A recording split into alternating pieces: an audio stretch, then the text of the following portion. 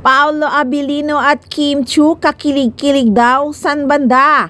Pilit na talaga ang kaswitan ng Kim Pao. Kitang-kita naman na walang kaswit-swit si Paolo Abilino kay Kim Chiu.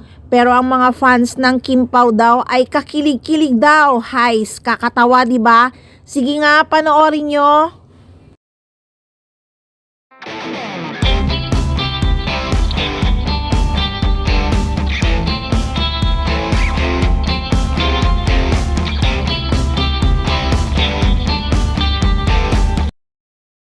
Sige nga, balikan nyo nga sina Paolo Abilino at Janine Gutierrez. Titigan nyo ngang mabuti kung paano magtitigan sina Paolo at Janine. Sobrang lagkit.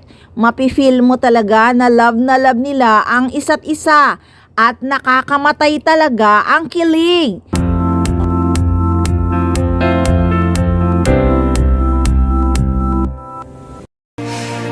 I love you.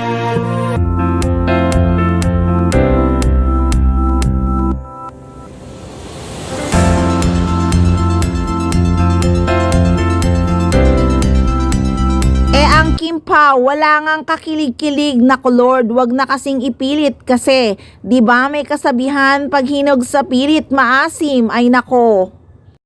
Comment tuloy ng mga netizens dahil lang sa kanilang linlang at promo ng kanilang What's Wrong with Secretary Kim ay kung ano-ano ng gimmick ang pinalalabas ng mga Kim Pao fans.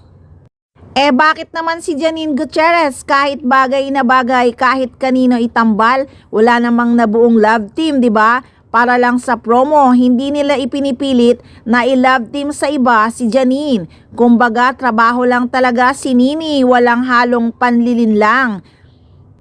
Tama lang talaga ang serye nila Paolo Abilino na linlang kasi nililinlang lang nila ang mga fans. Hays, nakakatawa talaga. Kim Pao pang nalalaman, walay nga.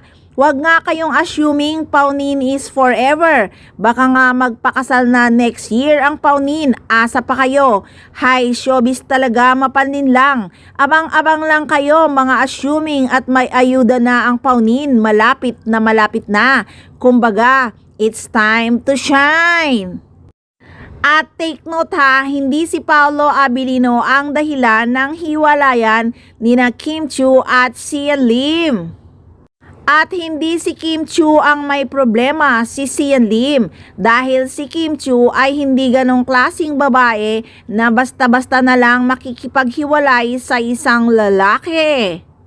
Desenteng babae naman si Kim Chiu at talagang loyal na loyal siya kay Sian Lim. So guys, wag na wag magsawang tumutok dahil marami pa tayong ayudang aabangan sa Paunin.